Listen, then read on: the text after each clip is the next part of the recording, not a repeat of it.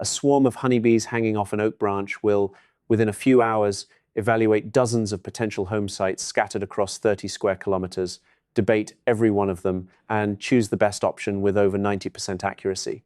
The average Fortune 500 board, staffed with Wharton MBAs and backed by $200,000 in McKinsey consulting fees per decision, lands on the right strategic direction about half the time. Bees don't have a CEO, and they never take a vote, and the process they rely on instead has gotten so much attention that engineers at Cornell have started replicating it alongside the US. Army Research Laboratory's Distributed and Collaborative Intelligent Systems program and NASA's Jet Propulsion Laboratory, which uses it for autonomous rover coordination. Once you understand how that process works, you will never sit through a boardroom decision the same way. The mechanism matters more than the metaphor, so the bees come first. Every spring, when a honeybee colony outgrows its hive, roughly 10,000 bees leave with the old queen and cluster together on a nearby branch in that classic hanging shape you sometimes see on a tree.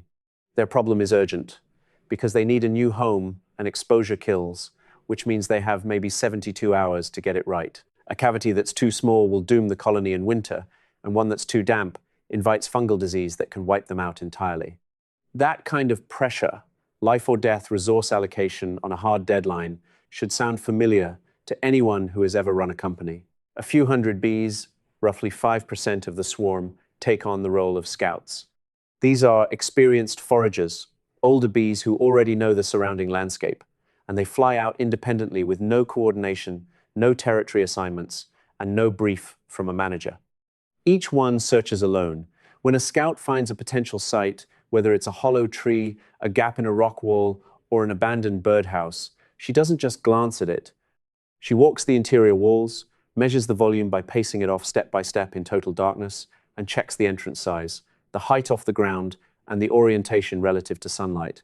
Thomas Seeley, the Cornell biologist who spent decades decoding this entire process by tracking individual scouts with tiny paint dots on Appledore Island off the coast of Maine, documented scouts spending up to 40 minutes evaluating a single site. That is not a quick impression, that is individual-level due diligence.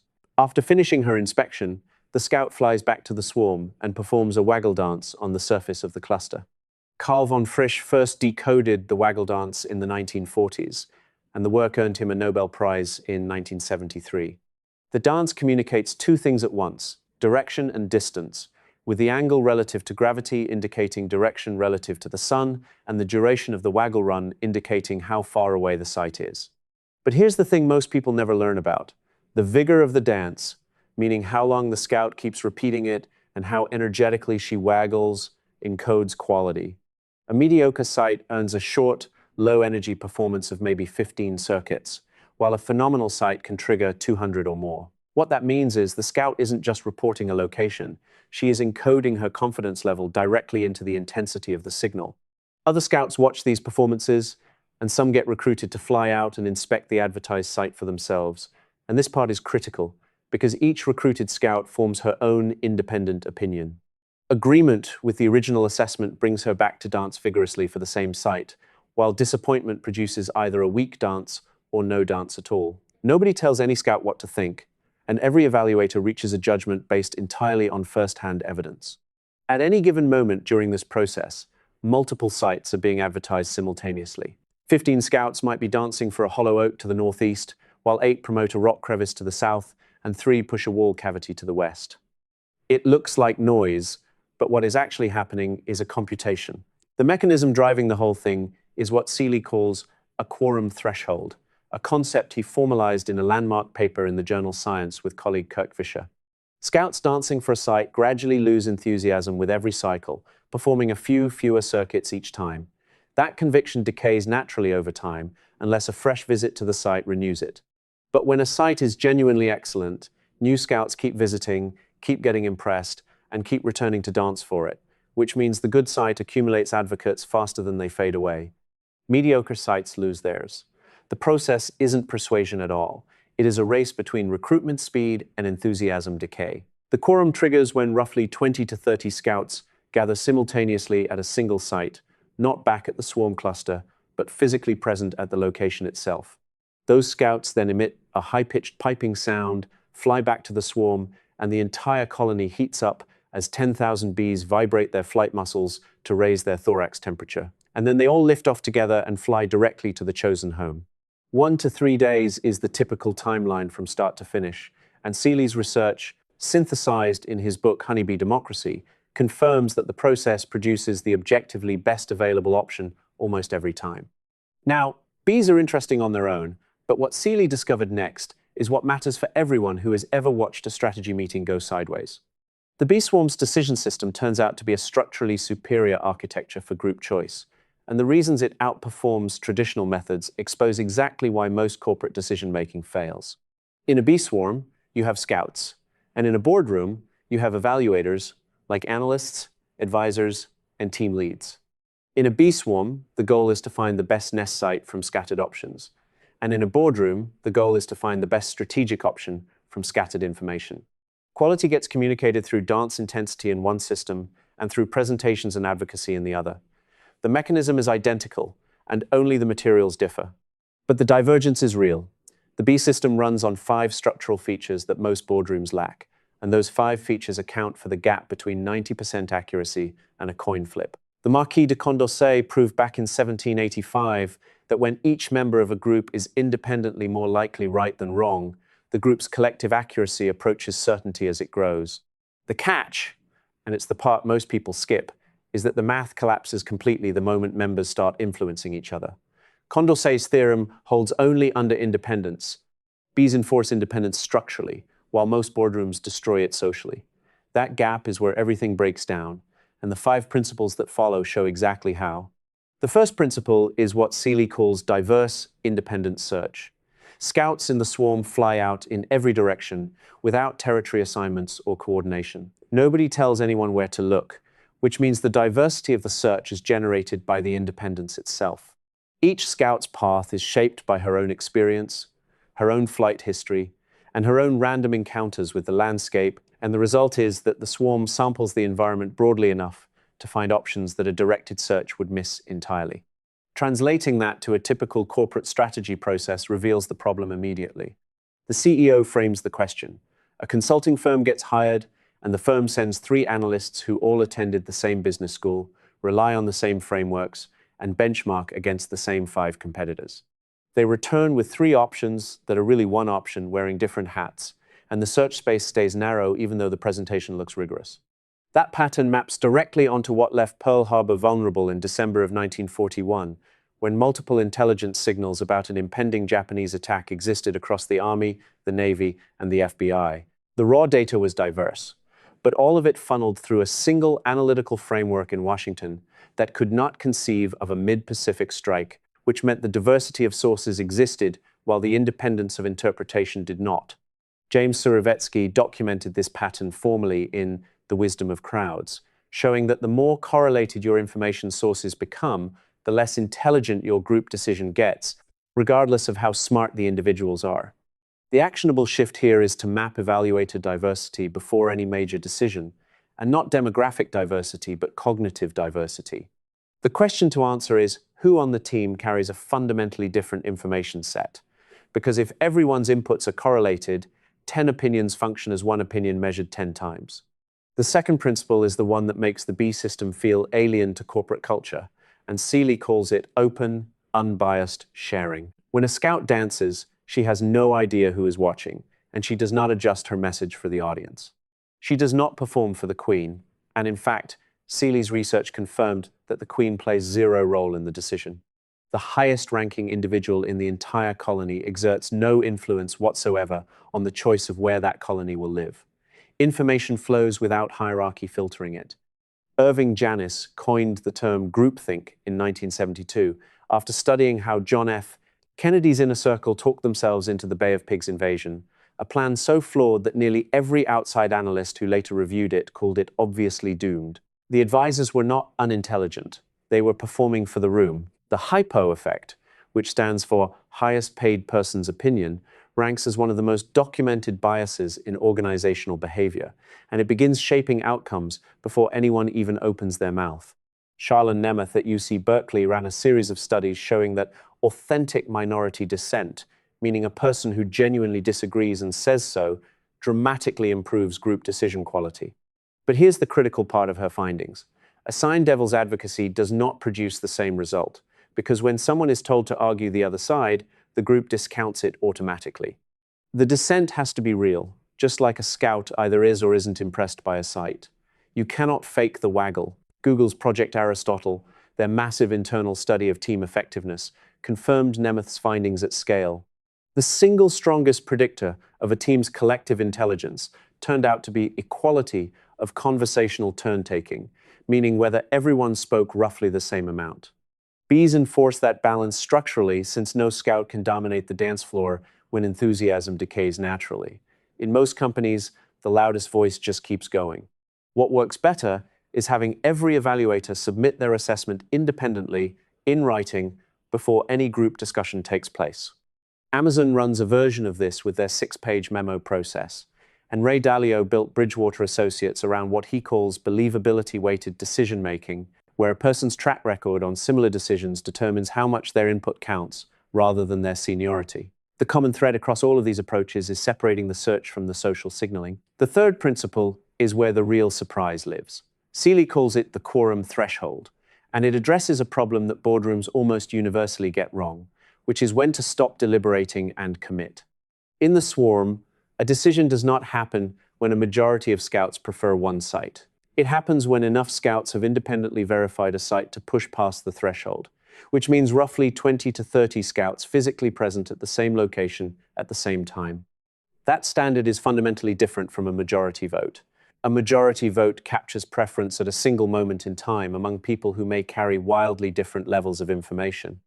A 6-4 board vote might reflect 6 people who did deep diligence and 4 who had doubts, or it might reflect 6 people who went along with the CEO and 4 who found the nerve to dissent. The vote itself cannot distinguish between informed conviction and social compliance. The B quorum can, because you cannot trigger it through persuasion back at the swarm cluster. It fires only when enough independent evaluators visit the site and come away genuinely impressed. What the quorum counts is not opinions but verified convictions. WeWork's collapse illustrates this perfectly. The board consistently approved Adam Neumann's expansion plans through a governance structure where Neumann held supervoting shares and board loyalty went functionally unchallenged. The votes existed. The independent verification did not. And when JP Morgan and SoftBank's due diligence teams finally conducted their own inspections, the company's valuation cratered from $47 billion to under $8 billion in a matter of weeks. A quorum threshold system would have demanded independent verification before commitment, while the voting system only required hands in the air. Computer scientists would recognize this architecture under a different name, Byzantine fault tolerance, which is the ability of a distributed network to produce correct outputs even when some of its nodes send faulty or deliberately misleading signals. Blockchain consensus protocols solve the same problem. Getting a group to converge on truth when no single member can be fully trusted requires independent verification from a threshold of participants, and the cost of false signaling has to stay high. Bees arrived at that solution roughly 40 million years before Satoshi Nakamoto did. The practical takeaway for any team is to stop asking whether you have majority support and start asking how many people have independently verified the core assumptions.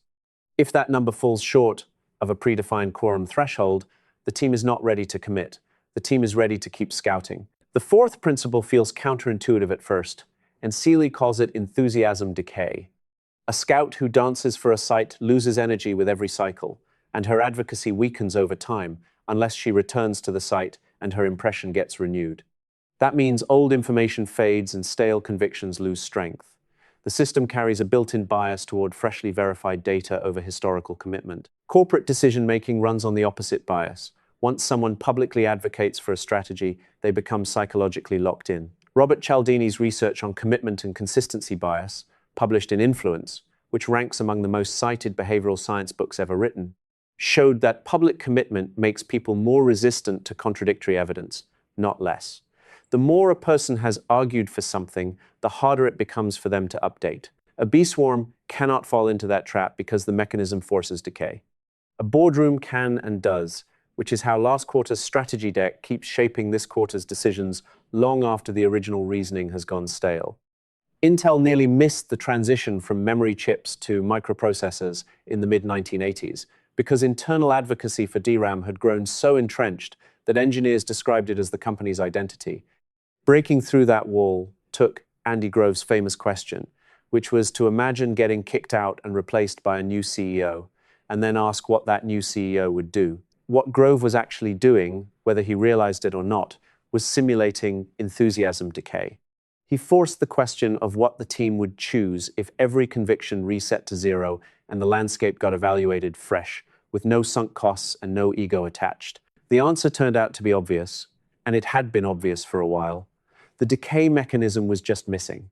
Building decay into a decision process means requiring rejustification of ongoing strategic commitments from scratch every 90 days. Not a progress update, but a fresh case, presented as if the initiative were being proposed for the first time. That approach kills the sunk cost advantage and lets stale convictions die the way a Scout's dance dies, naturally, unless the evidence refreshes them. The fifth principle is aggregation without centralization. No single bee in the swarm knows what all the Scouts are reporting. No bee tallies, the dances, or compares sites from above. The decision emerges from the interaction pattern itself, with thousands of individual behaviors producing a collective computation that no single participant controls or fully comprehends.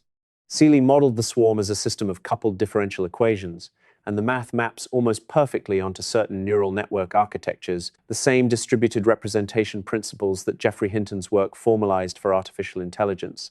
What that means is the swarm functions, in a real and measurable sense, as a brain made of bees, where each scout operates like a neuron, each dance operates like a signal, and the cognition lives in the network rather than in any individual node.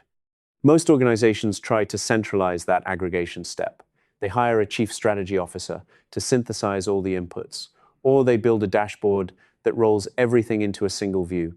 The problem, as Nassim Taleb argues in Anti-Fragile, is that centralized aggregation creates a single point of failure and a single point of bias, because whoever builds the summary shapes the conclusion. W.L. Gore, the company behind Gore-Tex, has operated without traditional management hierarchy since 1958. Bill Gore designed what he called the lattice organization, a structure with no fixed chains of command, where commitments get made peer-to-peer and leaders emerge based on who others actually choose to follow, rather than who gets appointed from above. That sounds chaotic on paper, but the company has been one of the most consistently innovative manufacturers in the world for over 60 years, producing everything from surgical implants to guitar strings. The decision architecture is not centralized. It is emergent, just like the swarm. One thing worth being honest about is that the bee system does not work perfectly in every scenario. Seeley himself documented cases where swarms chose poorly, typically when the available options were all mediocre and closely ranked, or when environmental conditions shifted during the decision process. The quorum mechanism optimizes for identifying the best option when a clearly superior one exists, and it becomes less reliable when all options are roughly equal. That limitation matters for business too, because decentralized independent evaluation works best when the decision space includes a meaningfully better choice. If every strategic option on the table is genuinely equivalent, the B model will not manufacture clarity that doesn't exist. No system can. But when a best answer is hiding somewhere in the landscape, and there usually is one, this architecture finds it far more reliably than any hierarchy or vote. What honeybees figured out over tens of millions of years of evolution, and what organizational scientists and computer scientists and democratic theorists are all still catching up to, comes down to a single unified principle about group intelligence.